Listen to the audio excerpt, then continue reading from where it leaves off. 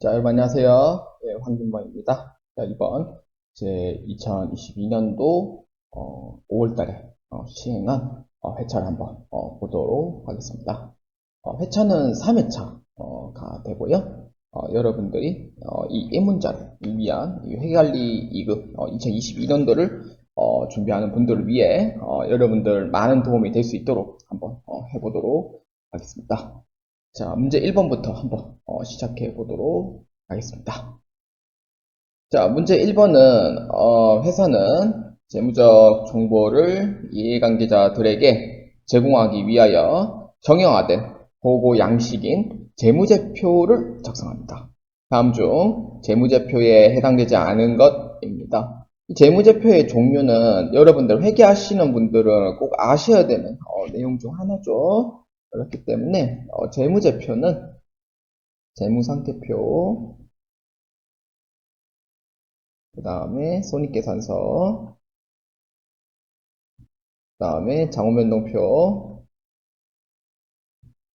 그 다음에 현금흐름표. 마지막은 뭐예요? 주석이죠. 주기라면 다 틀려요. 그 다음에 익력은 처분계산서는 자금변동표 안에 들어갔기 때문에 익력은 처분계산서는 정식적인 재무제표는 아닙니다. 그렇기 때문에 한번 보겠습니다. 자, 자금변동표는 있죠. 제조원가 명세서 있어요? 없죠. 이건 재무제표가 아니에요. 선생님, 이거는 그 제조기업에 쓰지 않나요? 라고 물어볼 수 있는데, 제조원가 명세서는 내부보고용으로 쓰이는 거지, 외부보고용으로 쓰이진 않습니다. 그래서 재무제표가 아닙니다. 손익계산서 재무제표 맞죠? 현금흐름표 재무제표 맞습니다. 그래서 해당되지 않은 건 몇 번입니까? 그렇죠. 2번으로 체크해 주시면 되겠습니다. 자, 회계관리 2급 문제 2번입니다. 자, 다음 중 계정 과목의 분류가 가장 올바르지 않은 것은 입니다. 자, 문제 한번 보겠습니다.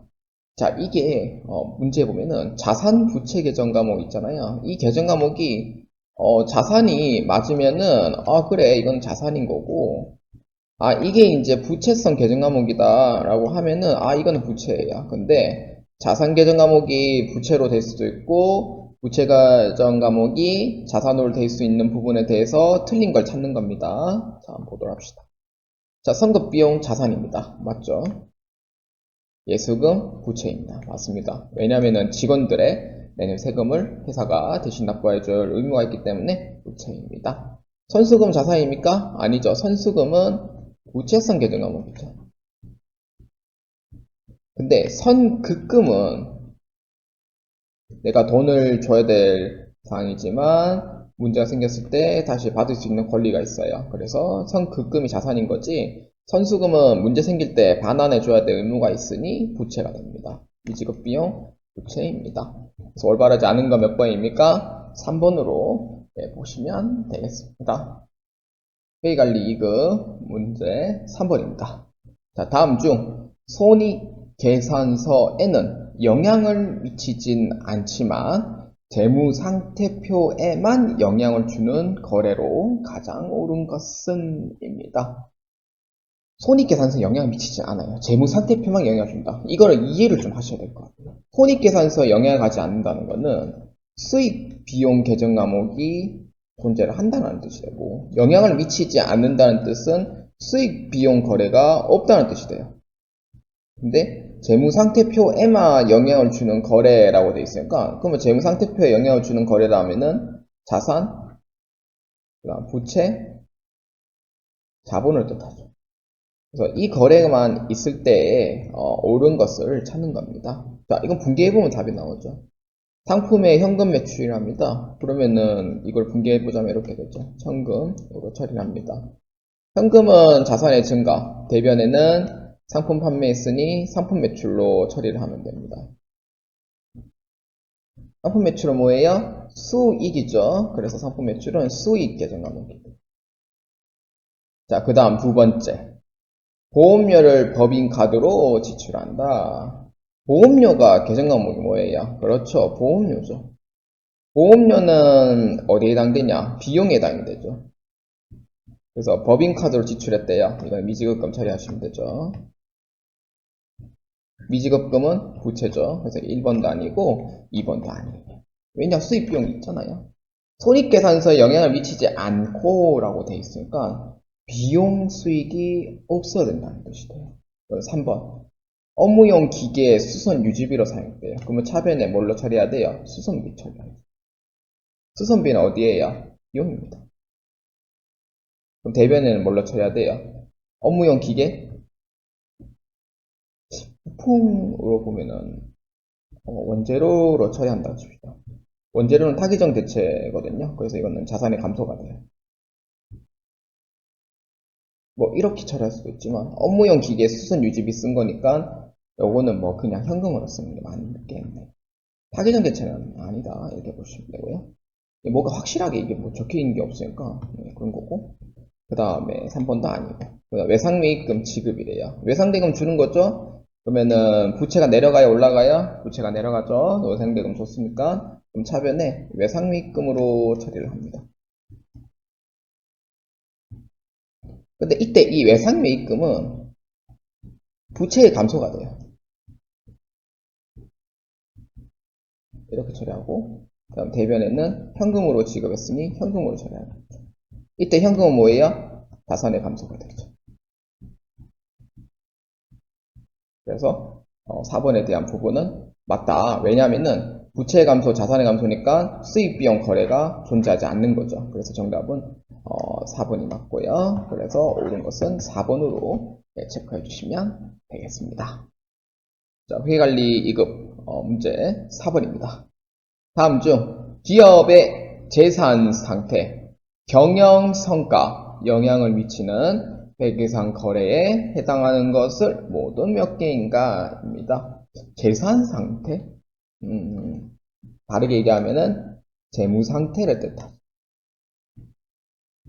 이렇게 뜻하는 거고요. 경영 성과는 뭐예요? 그렇죠. 손익계산서를 뜻하죠. 재무 상태는 재무 상태표를 뜻하고요. 경영 성과는 손익계산서를 뜻합니다. 이렇게 뜻하죠. 그래서 회계상 거래에 해당하는 것은 모두 몇 개인가? 입니다. 자, 기억입니다. 종업원의 실수로 금고에 보관 중이던 현금 50만원을 도난당했대요. 아, 도난당했어요. 현금이 나갔어요. 거래가 있어요, 없어요? 재산의 증감이 있으니까 거래가 존재를 하는 거죠.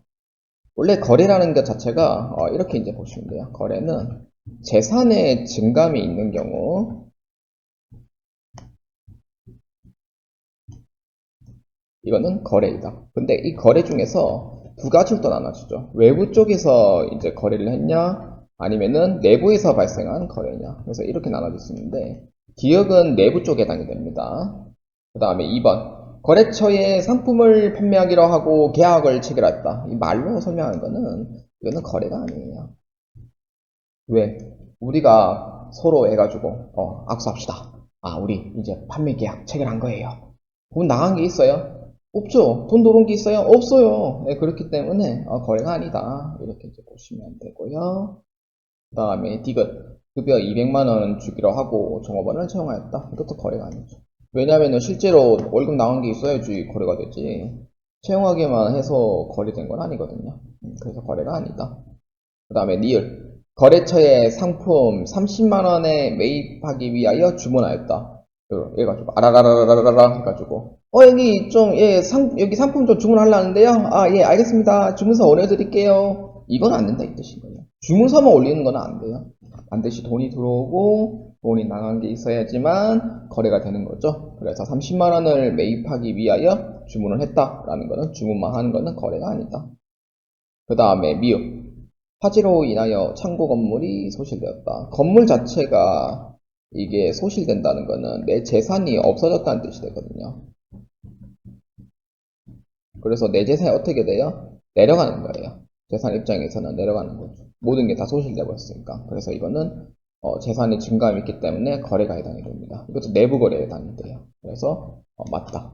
그러면은 니은과 디귿과 니을이 틀렸기 때문에 여기에 거래처에 상품을 판매하기로 계약하였다. 급여 200만원 채용.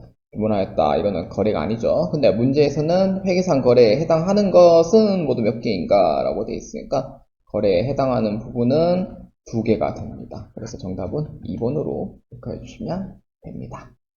자, 회의관리 2급 문제 5번입니다. 다음 거래를 총계정원장에 전기하는 경우 관련 계정에 증감 내용이 기입될 것으로 가장 옳은 것은 입니다. 자, 거래 내용을 한번 읽어볼게요. 자, 상품 7만원에 외상으로 판매했답니다. 분기 처리 뭐 할 수 있죠, 여러분들. 외상으로 판매했대요. 상품을 판매했대요. 그럼 뭐가 들어가요? 상품이 판매했으니까 상품이에요? 상품 매출이에요? 그렇죠. 상품을 판매했으니까 뒤에 꼭 매출을 붙여야 돼요. 상품 매출. 얼마냐면은 7만원입니다. 상품 매출은 어디에요? 수익의 발생이죠. 자, 그 다음에 상품의 입장에서 어떻게 돼요? 출고를 한 거예요. 보면은 상품 입장에 매출원가 되겠죠? 그 다음에 차변. 뭘로 했어요? 외상리 출금으로 처리했죠. 내가 받을 수 있는 권리가 되고요. 근데 이때 이 외상리 출금은 다르게 설명하자면은 매출 채권이죠. 매출 채권은 외상리 매출금과 받으러움의 하침용으로 했었어요. 그렇기 때문에 매출 채권 입장에서는 차별이니까 다는 이렇게 이제 가는 거죠. 이렇게 하고 재고자산은 출고했으니까 이렇게 이제 가는 거죠. 그래서 정답은 나다에 해당하는 1번이 되겠습니다. 근데 여기서만 넘기면은 무슨 말인지 이해 잘 안 되잖아요. 매출 채권이 차병이라는 거는 이해를 하셨을 건데, 왜 재고자산이 왜 이게 7만원이 나가요? 왜 대변이에요? 라고 얘기할 수 있잖아요. 이게 상품이 나간 거기 때문에, 재고자산의 입장에서도 자산의 감소를 봐야 되겠죠. 그러니까, 물건이 나갔으니까. 그렇기 때문에 대변의 입력을 하는 겁니다. 이렇게 이해해 주시면 됩니다. 자, 회의관리 2급 문제 6번입니다. 다음 자료를 통해 제2기 기말자본을 계산하면 얼마인가? 단기 중에 자본거래는 없다고 가정합니다. 자, 이 문제가 내에서 나온다. 3월 나오고 6월 나오고 9월 나오고 12월달 나오고 1월달에 이 문제 나왔죠? 3월달도 이 문제 나오네요. 그럼 이쯤 되면 어떻게 해야 돼요? 별표를 주셔야 하는 거죠. 이 문제는 무조건 출제된 바가 있구나 이렇게 생각하시면 돼요. 이 문제 정말 중요합니다. 뭐 이제 3, 6, 9, 12 이제 1월달 거까지 이제 다 보신 분도 계시겠지만 자, 여기에 기말자본을 계산하면 얼마인가 라고 되어 있잖아요. 그 전에 산식을 먼저 적어야 돼요. 이 산식은 세 가지를 꼭 아셔야 돼요. 제3법, 그 다음에 자본증식, 그 다음에 손익법, 이렇게. 이 세 가지를 먼저 아셔야 됩니다. 자, 그렇기 때문에 제3법은 자산에서 부채되면 자본입니다. 그러면 기초는 기초 따로 하면 되고요. 그 다음에 기말은 기말 따로 하시면 돼요. 자, 그 다음에 자본 등식은 기말 자본에서 기초 자본을 빼시면 돼요. 그럼 뭐가 나와요? 단기 순이익이 나옵니다. 비용이 더 많을 때는 뭐예요? 단기 순손실 나왔어요. 그 다음에 손익법은 총수익에서 총 비용을 빼시면 돼요. 그럼 뭐예요? 단기 순이익 나오죠. 또는 순손실 나올 수도 있죠. 이렇게 이제 보시면 됩니다. 자, 그러면은 이 등식에 따라서 한번 적어보도록 하겠습니다. 자, 그러면은 일단 첫 번째는 총수익에서 총비용이 얼마인지 알 수가 있어요. 그 단기 순이익이 얼마냐면은 200원이 나오더라, 아니면 300원이 나오더라, 이렇게 이제 보면 돼요. 이거는 이제 1기에 해당하는 부분은 전기를 뜻하고요. 이번에 우리 찾는 게 2기이기 때문에 단기가 해당이 됩니다. 그래서 700원에서 400원을 빼니 단기 순이익이 300원 나온 거죠. 그러면은 단기 순이익이 300원 나오는 건 이제 알았어요. 자, 그러면은 기말 자본은 얼마 있는지 알 수가 없어요. 그래서 기말 자본은 얼마인지 알 수 없어요. 기초 자본은 그것도 알 수가 없어요. 기초 자본도 알 수가 없습니다. 왜냐면은 이 1기에 있는 해당하는 기말 자본 있죠. 2기에 해당하는 이 기초 자본도 얼마인지 알 수가 없어요. 그러면은 이 두 개 다 알 수가 없어요. 근데 그렇게 해서 어떻게 나오니까 단기 순이익이 300원 나온다는 거는 총수익에서 총비용을 뺀 값에 단기 순이익이 300원이 나왔다라고 이제 이렇게 이제 볼 수 있죠. 그 다음에 제3법 자 한번 봅시다. 기초자산에서 기초 빼면은 기초자본이래요. 자, 여기서 빼면 되죠. 기초자산, 기초부채, 기초자본을 빼줘요. 그럼 얼마예요? 기초자본은 600원이 나와요. 1기에 기초자본 600원. 그러면은 기말자본이 얼마 있는지 그걸 알아야 되니까 기말자본이 얼마 있는지 그걸 알 수가 있는 방법이 있어요. 뭐냐면은 이 단기 순이익이 200원 나왔다는 걸 알 수가 있어요. 그러면은 손익법에 대해서 아니다. 이제 200원이 나왔으니까 1기 때 손익법이 아닌 자본 등식에 해당하는 이 1기분을 이제 찾는 거예요. 자, 단기 순이익이 200원이에요. 그래서 1기의 단기 순이익이 200원이래요. 그러면은 기말자본은 얼마 있는지는 알 수가 없어요. 근데 기초자본은 얼마 있는지 알 수가 있어요. 1기에 대한 설명입니다. 오해하시면 안 돼요. 1기입니다, 지금. 그래서 얼마냐면은 기초자본이 600원이에요. 자, 기말자본이 얼마인지 알 수 없지만 단기순이익 200원 나와요. 그럼 기말자본 얼마예요? 그렇죠. 역으로 더해주면 되죠. 800원이죠. 기말자본 200원에 기초자본 600원 빼면은 단기순이익 200원이 나와요. 그러면은 이 1기에 해당하는 기말자본은 800원이잖아. 그러면은 기초자본이 얼마 있는지 알 수가 있습니다. 기초자본 얼마냐면은 800원. 그러면은 이때 기초부채는 얼마예요? 400원이 되는 거죠. 이렇게 되고, 그러면 2기에 해당하는 기초자본은 얼마인지 알 수 있습니다. 얼마냐면은 800원이 돼요. 자, 그래서 800원에서 단위순이익이 300원 나왔으니, 뭐 빼가지고 800원 빼가 300원 나왔어요. 그럼 기초자본, 기말자본 얼마예요? 요거를 더해주면 되죠. 300원. 1100원이 돼요. 기말자본 얼마? 1100원. 이렇게. 그러면은 여기에 기말부채 얼마예요? 700원이 되는 거죠. 여기 1기는 400원이 되는 거고. 이렇게 해서 이제 짝을 다 맞춰주시면 돼요.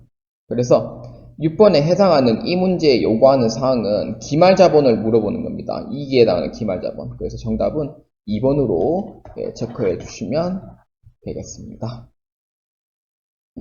자, 회계관리 2급 문제 7번입니다. 다음은 주식회사 3일이 보유하고 있는 당좌 자산의 자료입니다.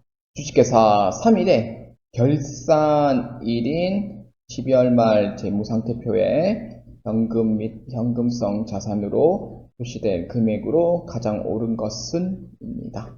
자, 이 문제는 현금 및 현금성 자산에 해당을 하는 내용이 됩니다.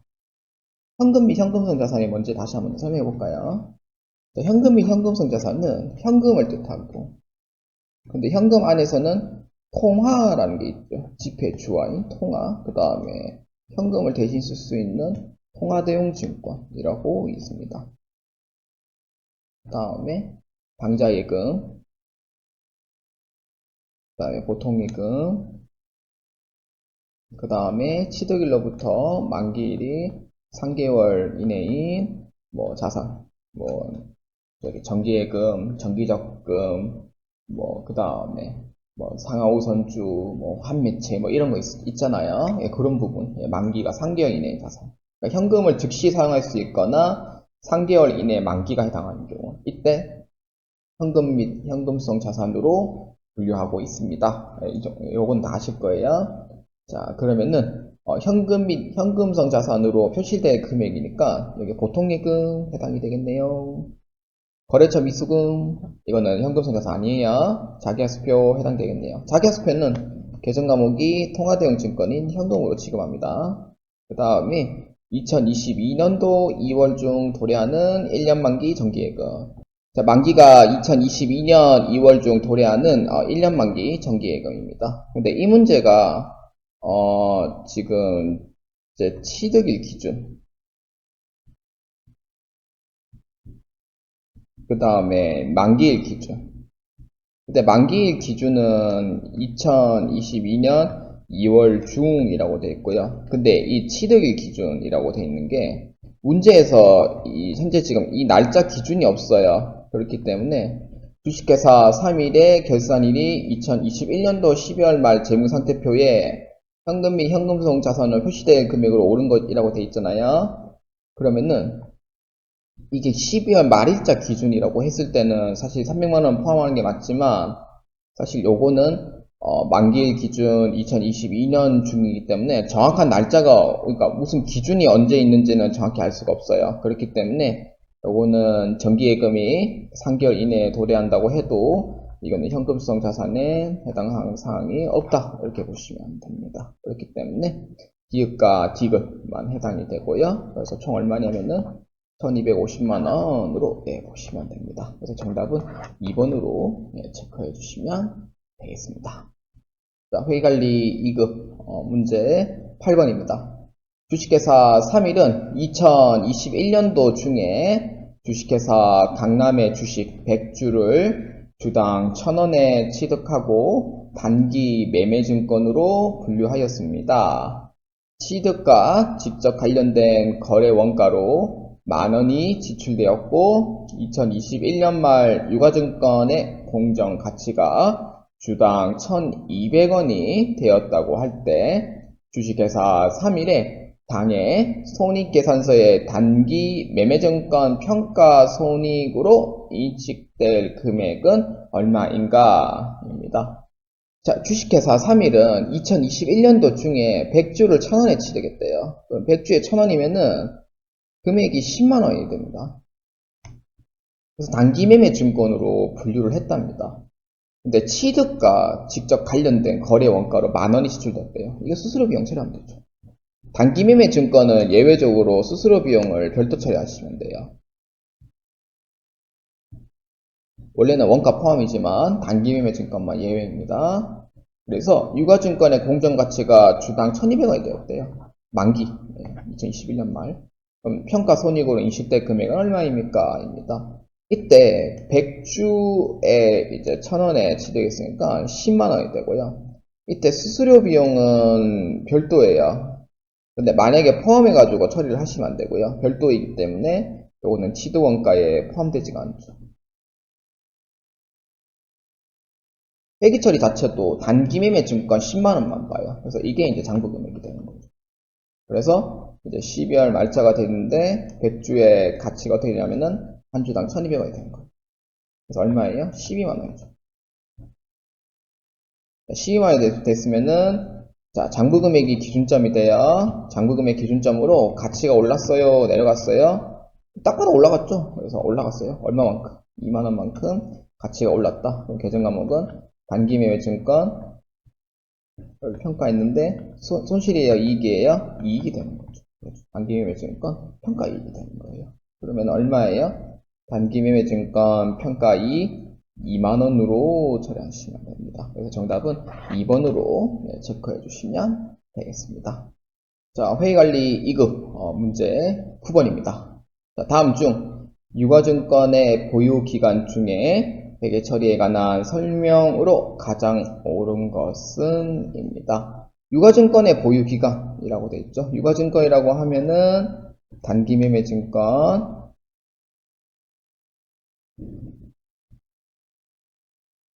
그 다음에 매도가능 증권, 그 다음에 만기 보유 증권. 이 총 이제 세 가지로 이렇게 이제 분류가 됩니다. 그래서 1번 한번 보겠습니다. 만기 보유 증권은 만기를 보유를 목적으로 하므로 보유 기간 중 관련 손익을 인식할 수 없다. 그러니까 이게 무슨 말이냐면은 인식할 수가 없다라고 되어 있잖아요. 근데 상각 후 원가라고 해가지고 이자 수익으로 분류되는 부분이 있습니다. 매달 이자를 받는 게 있어요. 그래서 이자 수익으로 분류를 할 수 있다라고 하면은 이게 이제 맞는 얘기가 되는 거죠. 그러니까 인식할 수가 없다 하면 틀리고 인식할 수 있다라고 하면은 맞는 얘기가 된다 이 뜻이에요. 그래서 이거는 아니다 이렇게 보시면 돼요. 자, 그 다음에 2번 단기 매매 증권은 공정가치로 평가를 하며 이때 발생하는 평가 손익은 기타 포괄손익 항목으로 처리한다. 아니죠. 이거는 매도하는 증권에 대한 설명이에요. 단기매매 증권의 평가는 수익비용으로 보는 게 맞지만 매도하는 증권에 대한 평가는 기타 포괄손익 항목으로 처리합니다. 그래서 2번은 틀렸습니다. 자, 3번. 매도하는 증권 중에 시장성이 없는 지분증권의 공정가치를 신뢰성 있게 측정할 수 없는 경우 취득원가로 평가한다. 시장성이 없어요. 그때는 취득원가로 평가하는 게 맞죠.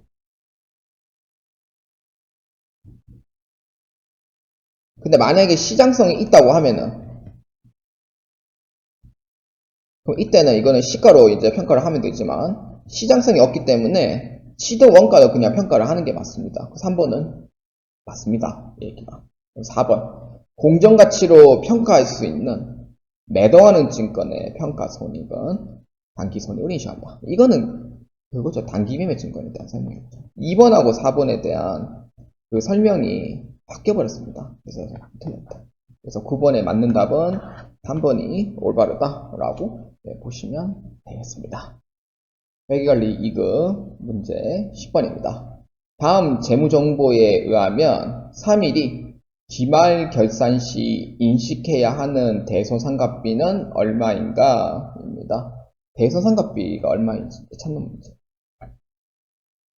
자, 한번 봅시다. 기말의 매출 채권 잔액은 20만원.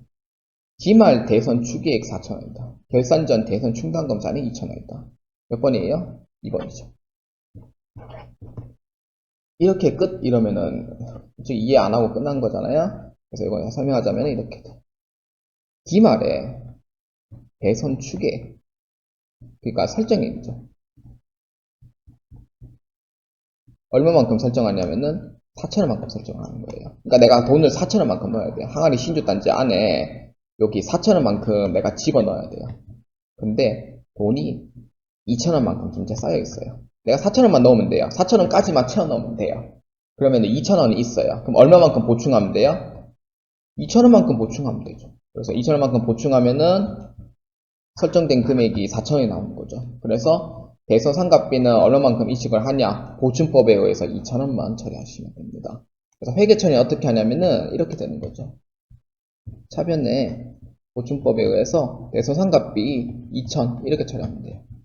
그럼 대변에 뭘로 처리하면 돼요? 대손 충당금